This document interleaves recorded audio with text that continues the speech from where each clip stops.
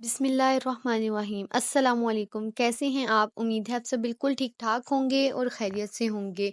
तो रमज़ान की इस सीरीज़ में हम आपके लिए एक बहुत ही मज़ेदार और बहुत ही आसान रेसिपी के साथ दोबारा से हाजिर हो चुके हैं। तो आज आपको स्प्रिंग रोल बनाना सिखाएंगे, वो भी निहायत ही आसान और निहायत ही मज़ेदार तरीके से। तो आपने रेसिपी को पूरा देखना है और अगर आपको रेसिपी पसंद आए तो आपने लाइक शेयर सब्सक्राइब ज़रूर करना है। तो चलिए रेसिपी की तरफ चलते हैं। सबसे पहले मैंने एक कढ़ाई में 2 चम्मच ऑयल के डाल लिए। इसके बाद मैंने अदरक, लहसुन और सब्ज मिर्चों को एक ही जगह पे पीस के अच्छे तरीके से उसका पेस्ट बना के वो इसके अंदर शामिल कर दिया है। अब मैं इसे अच्छे तरीके से ब्राउन करूंगी ताकि इसका कच्चापन बिल्कुल ख़त्म हो जाए और ये अपनी खुशबू छोड़ दे। इससे इसके अंदर बहुत मज़े का टेस्ट आएगा, तो आपने ये लाज़मी शामिल करनी है। अब सबसे पहले मैं शिमला मिर्च शामिल कर रही हूँ। अच्छा, शिमला मिर्च सबसे पहले शामिल करने की ये वजह है कि शिमला मिर्च को पकने में थोड़ा-सा ज़्यादा टाइम लगता है, इसलिए हम सबसे पहले शिमला मिर्च शामिल करेंगे।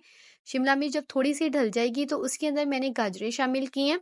अच्छा, एक मैं आपको टिप देती हूँ जिसका आपने ख़ास ख़्याल रखना है कि जब भी आप स्प्रिंग रोल बनाएँ या कोई भी रेसिपी बनाएं तो आप कोशिश किया करें कि जो वेजिटेबल्स आप ऐड करें ना, उनकी शेप, जो कटिंग वाली वेजिटेबल्स हैं उनकी शेप एक जैसी ही हो।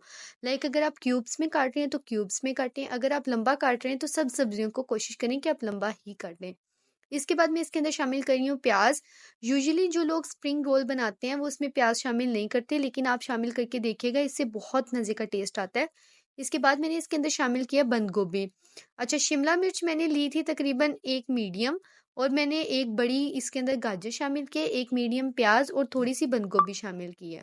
सारी सब्ज़ी शामिल करने के बाद हम इसे अच्छे तरीके से मिक्स कर देंगे और जब हमारी सब्ज़ी मिक्स हो जाएंगी तो इसके अंदर हम डालेंगे बॉइल्ड हुआ अपना चिकन। मैंने बोनलेस चिकन लिया था, पानी के अंदर थोड़ा सा नमक डाल के उसे अच्छे तरीके से बॉईल कर लिया था और इसे श्रेड करके इसके अंदर शामिल कर दिया है। अब हमारी वेजिटेबल्स और चिकन जब तक मिक्स होता है, साथ हम इसमें डालेंगे मसाले। आधा चम्मच मैंने इसके अंदर डाला है नमक, और आधा ही चम्मच मैंने इसके अंदर कुटी हुई लाल मिर्च डाली है। 1 टीस्पून मैंने इसके अंदर काली मिर्चें शामिल की हैं और फिर थोड़ा-सा गरम मसाला शामिल करने के बाद इसे अच्छे तरीके से कर देंगे मिक्स।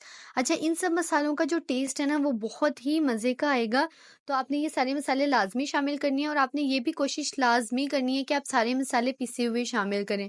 बहुत माज़रत के साथ मैंने इसके अंदर soya sauce, chilli sauce, ketchup और मायोनीज़ शामिल किया था 1-1 चम्मच, और उसकी रिकॉर्डिंग करना मैं भूल गई, लेकिन आपने ये लाज़मी शामिल करने हैं, फिर ही आपका इस तरह से एक क्रीमी सा मिक्सचर बनेगा। तो आपने इसके अंदर डाल देनी है 1 चम्मच सोया सॉस, 1 चम्मच चिली सॉस, 1 चम्मच केचअप और 1 चम्मच ही मायोनीज़। उससे फिर बहुत ही क्रीमी एक टेक्सचर आ जाएगा आपके सारे मिक्सचर के अंदर। इस पॉइंट पर हमारी जो फिलिंग है वो बिल्कुल रेडी हो चुकी है। आपने फ्लेम ऑफ कर देना है और आपकी फिलिंग रेडी होने की एक ही पहचान है कि उसके अंदर पानी बिल्कुल भी नहीं होगा, क्योंकि आपने केचप वगैरह शामिल किया तो वो एक थोड़ा-सा सोगी ज़रूर होगा, लेकिन उसके अंदर पानी नहीं है। तो ये देखिए माशाल्लाह हमारी फिलिंग बहुत अच्छी रेडी हो चुकी है। अब हम फ्लेम ऑफ कर देंगे और अब हम बनाएँगे अपने रोल्स। तो बहुत ही मज़े की हमारी फिलिंग रेडी हो चुकी है। हम इसे 15 मिनट के लिए रख देंगे ताकि ये ठंडी हो। उसके बाद हम अपनी पट्टी निकालेंगे।